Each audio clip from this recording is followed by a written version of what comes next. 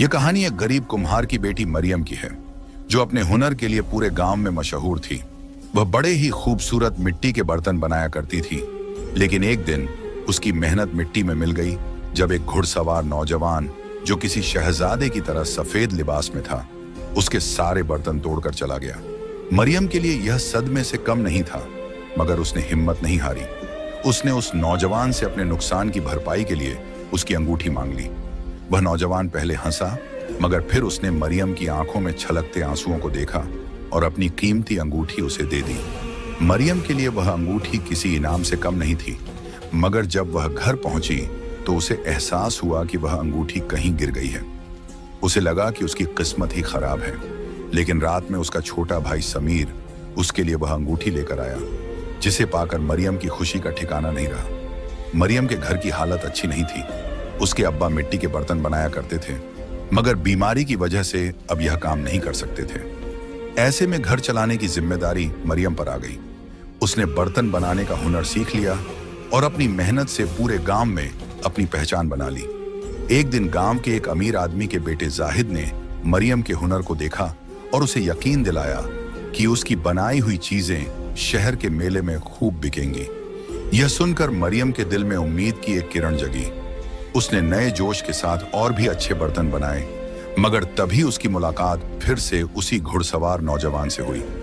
इस बार वह आया तो था मरियम का नुकसान भरने, मगर मरियम के मन में उसके लिए कई सवाल थे। वह नौजवान अब मरियम के आसपास नजर आने लगा था। पहले जहां उसने उसका नुकसान किया था, अब वह उसके हाथों में पैसे रखकर चला जाता। मरियम के दिल में सवाल उठने लगे, कौन था वह? क्यों बार बार उसके सामने आ जाता था? मरियम मेहनत करने में यकीन रखती थी। उस दिन मरियम ने अपने हाथों से बनाए बर्तनों को बेचने के लिए दूसरे गांव जाने का फैसला किया। वह सुबह ही निकल पड़ी और पूरा दिन गांव के चक्कर लगाती रही। एक एक घर जाकर वह लोगों से कहती, खाला ये बर्तन ले लो, चाचा ये गिलास देखो, मिट्टी का बना है, मैंने खुद अपने हाथों से तैयार किया है। लेकिन किसी ने भी उससे एक बर्तन तक नहीं खरीदा। उसकी मायूसी अब इंतहा को छू रही थी। शाम होते होते वह थक कर चूर हो गई थी और मायूसी से उसकी आंखें भर आईं। क्या फायदा इतनी मेहनत करने का? यह सोचकर उसकी आंखों में आंसू छलक आए। अब अंधेरा धीरे धीरे फैलने लगा था और उसे अकेले अपने गांव लौटने का डर भी सता रहा था। तभी अचानक घोड़े की टापों की आवाज उसके कानों में पड़ी। उसने जैसे ही पीछे मुड़कर देखा तो उसके पैरों तले से जमीन खिसक गई। वही अनजान नौजवान सफेद लिबास पहने धूल उड़ाता हुआ घोड़े पर सवार उसकी तरफ बढ़ रहा था। मरियम के चेहरे पर डर के भाव आ गए। नौजवान घोड़े को उसकी तरफ बढ़ाकर रुका और बोला, आज तुम्हारे चेहरे पर बहुत मायूसी है। मरियम ने कोई जवाब नहीं दिया। वह उसकी बातों पर यकीन नहीं करना चाहती थी। लेकिन फिर वह कहने लगा, देखो यहां से थोड़ी दूर एक बस्ती है जहां लोग मिट्टी के बर्तन लेने के लिए तरस रहे हैं। अगर तुम वहां जाओगी तो तुम्हारे सारे बर्तन हाथों हाथ बिक जाएंगे। मरियम को उसकी बात पर शक हुआ। यह कौन है? क्यों मेरी इतनी मदद करना चाहता है?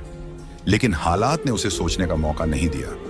नौजवान ने घोड़े से उतरकर उसकी तरफ हाथ बढ़ाया और कहा, आओ मैं तुम्हें वहां तक छोड़ देता हूं। मरियम के दिल में डर था, लेकिन वह यह भी जानती थी कि उसके पास और कोई चारा नहीं था। वह नौजवान के साथ पैदल ही चल पड़ी।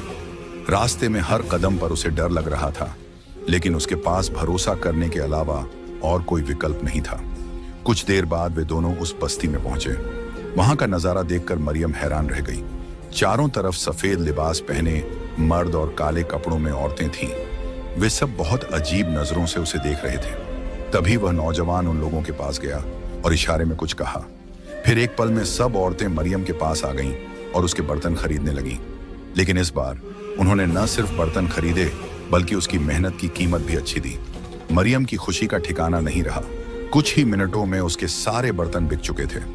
वह मुस्कुराते हुए उस नौजवान की तरफ देखने लगी, जो अब भी उसी की तरफ देख रहा था। उसकी नजरों में कुछ था जिसे देखकर मरियम का दिल तेजी से धड़कने लगा। अब रात के 9-10 बज चुके थे। मरियम को घर पहुंचने की चिंता होने लगी।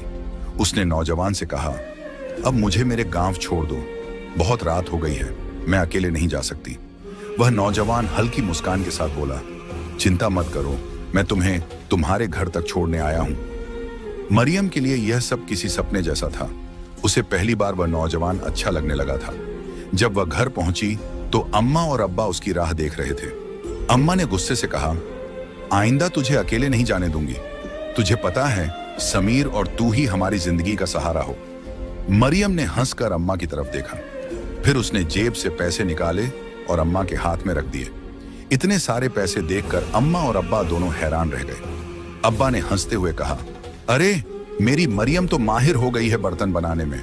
लोग इसके बनाए बर्तन पसंद करने लगे हैं। मरियम सिर्फ मुस्कुरा दी। उसने किसी को नहीं बताया कि इस बार बर्तन बिकने की असली वजह वह अनजान नौजवान था। अगले दिन वह फिर बर्तन बनाने में लग गई। अब उसे अपने काम में और भी मेहनत करनी थी क्योंकि फेस्टिवल करीब आ रहा था। जाहिद भाई ने उसे बताया था कि यूनिवर्सिटी में होने वाले फेस्टिवल में उसके बनाए बर्तन रखे जाएंगे। अब मरियम की मेहनत दोगुनी हो चुकी थी। वह पूरे जोश से बर्तन बना रही थी। कुछ समय बाद मरियम गांव के फेस्टिवल की तैयारी में जुट गई। उसे अपने बनाए बर्तनों को मेले में बेचने का मौका मिला था। लेकिन इसी दौरान वही नौजवान एक दिन अचानक उसके सामने आ खड़ा हुआ, लेकिन इस बार उसके चेहरे पर गुस्सा था। उसने मरियम से पूछा, तुम उस आदमी से क्यों बात कर रही थी? मरियम को पहले तो समझ नहीं आया कि वह किसकी बात कर रहा है। फिर उसे याद आया कि शायद वह जाहिद भाई की बात कर रहा है। मरियम ने हैरत से जवाब दिया कि जाहिद भाई को उससे कुछ काम था, लेकिन उस नौजवान की जलन साफ झलक रही थी। एक दिन वह फिर आया और बोला, तुम्हारे बनाए हुए बर्तन मुझे चाहिए। मरियम ने बताया कि वह बर्तन फेस्टिवल के लिए हैं, लेकिन जब उसने अच्छे पैसे देने की बात की तो मरियम मान गई। उसने अपने हाथों से बनाए सारे बर्तन उस नौजवान को दे दिए। अगले दिन जब जाहिद भाई ने बर्तन दिखाने को कहा तो मरियम घबरा गई। जाहिद भाई गुस्से में था, लेकिन मरियम ने उससे वादा किया कि वह 3 दिन के भीतर सारे बर्तन फिर से बना लेगी। मरियम अपनी पूरी ताकत झोंक कर बर्तन बनाने में जुट गई, लेकिन किस्मत को कुछ और ही मंजूर था। अचानक मौसम बिगड़ गया। तेज बारिश ने मरियम के सारे बर्तन बहा दिए। वह पूरी रात रोती रही, लेकिन कुछ कर नहीं सकती थी। अब तो फेस्टिवल सिर्फ 3 दिन दूर था और बारिश थमने का कोई इम्कान नहीं था। आखिरी रात मरियम मायूसी में एक दरख्त के नीचे बैठी थी। तभी अचानक वह नौजवान फिर से प्रकट हुआ, जिसने पहले भी उसकी मदद की थी।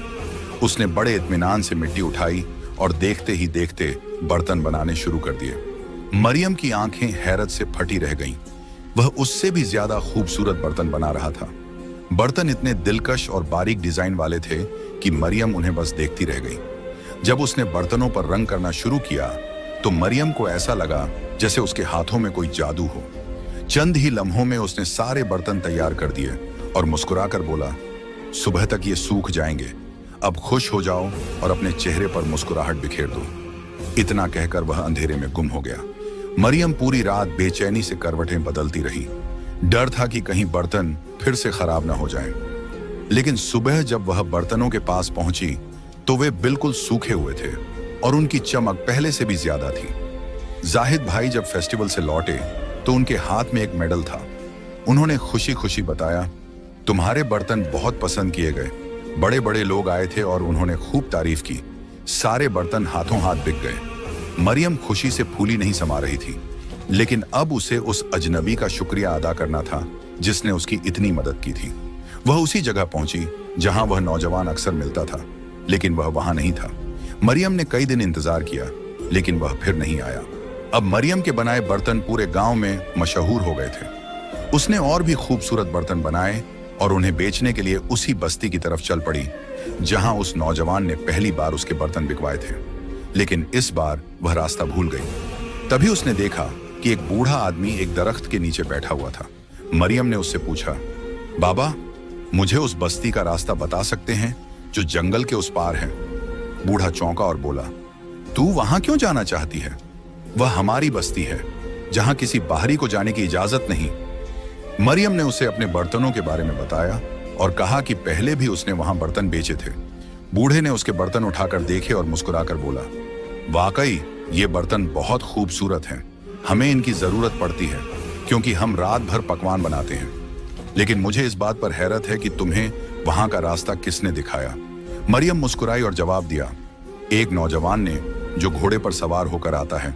वह अक्सर हमारे गांव आता है। यह सुनकर बूढ़ा हल्के से मुस्कुराया और बुदबुदाते हुए कहने लगा, सरदार तो ऐसे ही हर गांव में घूमता फिरता है, लेकिन मैं नहीं जानता था कि वह तुम्हें इस बस्ती का रास्ता बता देगा। मरियम उसकी बातें ठीक से समझ नहीं पाई, लेकिन उसे वहां पहुंचने की जल्दी थी। बूढ़ा उसे अपने साथ ले गया। रास्ता लंबा था, शाम होने लगी थी, लेकिन जैसे ही वे बस्ती में पहुंचे, वहां की औरतें उसके बर्तनों को देखकर दंग रह गईं।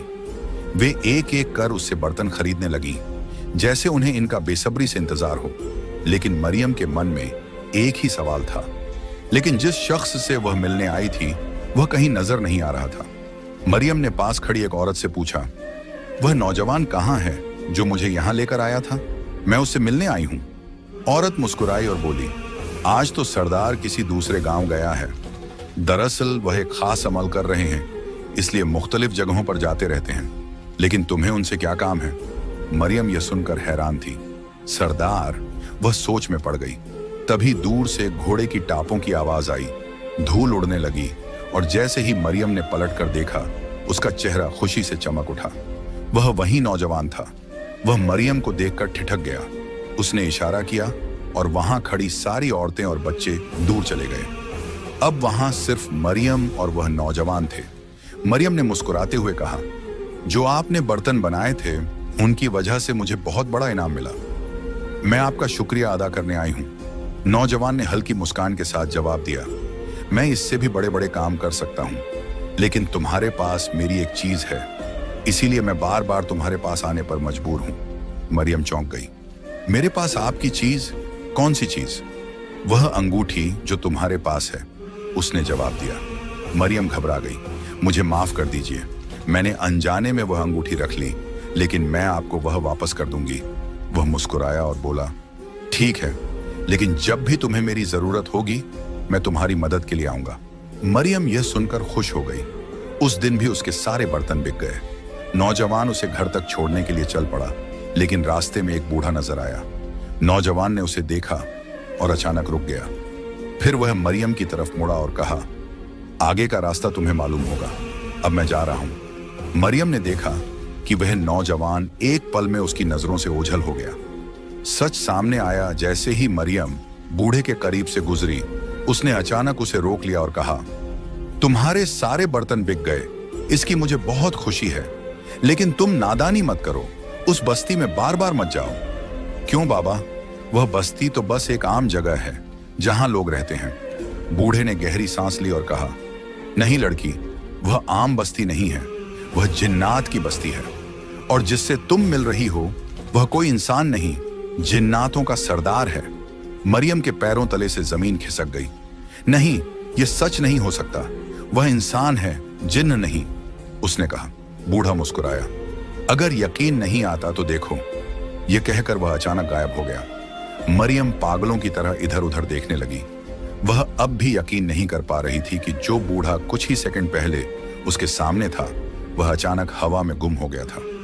बूढ़े की आवाज फिर आई, उस जिन्नात की एक कीमती चीज तुम्हारे पास है, इसलिए वह तुम्हारे पास बार बार आता है, वह तुम्हें छोड़ने वाला नहीं। ये सुनकर मरियम घबरा गई और गांव की ओर भागी। जब वह घर पहुंची तो रात के 11 बज चुके थे। अम्मा और अब्बा परेशान थे। अम्मा ने घबरा कर पूछा, मरियम, तेरा चेहरा क्यों उतरा हुआ है? क्या हुआ? मरियम ने कुछ नहीं बताया, बस उसने जिन्नातों की बस्ती से कमाए सारे पैसे अम्मा के हवाले कर दिए और खुद डर के मारे अपने कमरे में चली गई। अंगूठी का राज मरियम को अचानक बूढ़े की बात याद आई। तेरे पास उसकी चीज है, इसीलिए वह तुझे छोड़ेगा नहीं। वह घबरा गई और संदूक खोला, लेकिन अंदर अंगूठी नहीं थी। वह रोने लगी। अम्मा, मेरी अंगूठी कहाँ गई? उसने घबरा कर पूछा।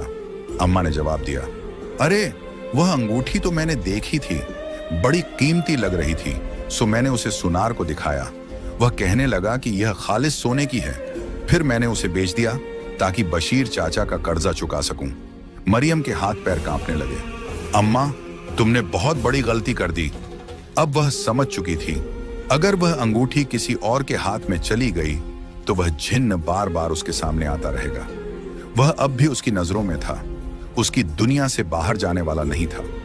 नई राह अगले दिन जाहिद भाई आए और बोले, मरियम, तुम्हारे अंदर एक सच्ची आर्टिस्ट छुपी है। जिस तरह तुम बर्तनों पर रंग भरती हो, उसी तरह तुम बड़ी मुसव्विर चित्रकार भी बन सकती हो। क्या तुम तस्वीरें बनाओगी? मरियम सोच में पड़ गई। मैं तुम्हें ब्रश और रंग लाकर दूंगा, फिर देखना कि तुम क्या कर सकती हो। मरियम ने सर हिला दिया, लेकिन उसके दिल में अजीब सा डर बैठा था। वह जानती थी कि उसके साथ कुछ अनजानी चीजें हो रही हैं। एक शाम जब वह दरख्त के नीचे बैठी बर्तन बना रही थी, उसे घोड़े की टापों की आवाज सुनाई दी। उसका दिल तेजी से धड़कने लगा। सामने वही सफेद लिबास में लिपटा जिन्न खड़ा था, जिसने पहली बार मरियम की मदद की थी। लेकिन इस बार उसकी तीसरी उंगली में वही अंगूठी थी जो उसकी मां ने बेच दी थी। ये अंगूठी तुम्हारे पास कैसे आई? मरियम ने कांपती आवाज में पूछा। वह जिन्न हंस पड़ा और बोला, मैं अपनी कोई चीज किसी और के पास नहीं रहने देता। तुम्हारी मां ने इसे सुनार को बेचा था, लेकिन मैंने अपनी ताकत से इसे वापस ले लिया। ये मेरी जाती अंगूठी है। मरियम के बदन में सिहरन दौड़ गई। फिर जिन्न ने अपनी हकीकत बयां की। उसने कहा कि पहली बार जब उसने मरियम को रोते हुए देखा था, तो उसके आंसुओं से उसे इश्क हो गया था। तुम्हारे आंसुओं में कुछ था जो मुझे अपनी ओर खींचता रहा। मैं इंसान नहीं, जिन्नात हूं, लेकिन तुम्हें नुकसान नहीं पहुंचाऊंगा। मरियम खामोशी से सुन रही थी। तभी जिन्न ने अचानक उसकी अधूरी बनाई हुई बर्तनों की मिट्टी को उठाया और एक ही झटके में खूबसूरत बर्तन बना दिए। यह पहली बार नहीं था जब उसने ऐसा किया था। मरियम को याद आया कि पहले भी तूफानी रात में किसी ने उसकी मदद की थी और उसे बर्तनों के लिए इनाम भी मिला था, लेकिन वह इससे घबरा गई थी। मुझे पैसे नहीं चाहिए, बस तुम मेरे सामने मत आया करो, उसने मन ही मन सोचा, लेकिन जुबान से कुछ ना कह सकी। जिन्न मायूस होकर घोड़े पर सवार हुआ और दूर चला गया। मरियम बस उड़ती हुई धूल देखती रही। फिर एक दिन जाहिद भाई ने उसे रंग और कागज लाकर दिया। अब जो तुम्हारे जहन में हो उसे कागज पर उतारो, उन्होंने कहा। मरियम ने अपनी आंखें बंद की, लेकिन उसके जहन में कोई और तस्वीर नहीं, बल्कि उसी जिन्न की शख्सियत उभर रही थी। उसने पेंसिल उठाई और उसके चेहरे का खाका बनाने लगी। जब तस्वीर मुकम्मल हुई, जाहिद भाई हैरान रह गए। वाह, पहली ही पेंटिंग इतनी खूबसूरत! अगर तुम मेहनत करो तो बहुत नाम कमा सकती हो। लेकिन मरियम ने हिचकिचाते हुए कहा, लेकिन यह काम मेरा घर नहीं चला सकता। मुझे समीर के इलाज के लिए पैसे चाहिए। जाहिद भाई ने उसे समझाया कि अगर वह पेंटिंग में महारत हासिल कर ले तो उसकी बनाई तस्वीरें बहुत कीमती बिकेंगी। मरियम ने उनकी बात मान ली और तस्वीरें बनाने लगी। लेकिन एक अजीब बात थी, हर रात जब वह तस्वीर बनाने बैठती तो उसे कुछ समझ नहीं आता और वह सो जाती। मगर सुबह जब आंख खुलती तो कागज पर एक बेहतरीन पेंटिंग बनी होती। धीरे धीरे उसकी पेंटिंग मशहूर होने लगी और घर के हालात सुधरने लगे। पैसे आने लगे, समीर का इलाज हुआ और मरियम ने अपने घर की मरम्मत भी शुरू करवा दी। लेकिन अब उसे महसूस हुआ कि यह सब वह खुद नहीं कर रही थी, कोई और उसकी मदद कर रहा था। फिर एक रात जब वह रो रही थी, उसने अपने दिल से उस जिन्न को पुकारा। उसने अपनी बनाई हुई उसकी तस्वीर ली और उस दरख्त के नीचे पहुंची जहां हर बार वह जिन्न उसे मिला करता था। अचानक घोड़े की टापों की आवाज आई। जिन्न उसके सामने खड़ा था। हर रात मेरी पेंटिंग कौन बनाता है? मरियम ने झुकी हुई नजरों से पूछा। मैं अपनी ताकत से कुछ भी कर सकता हूं, जिन्न मुस्कुराया।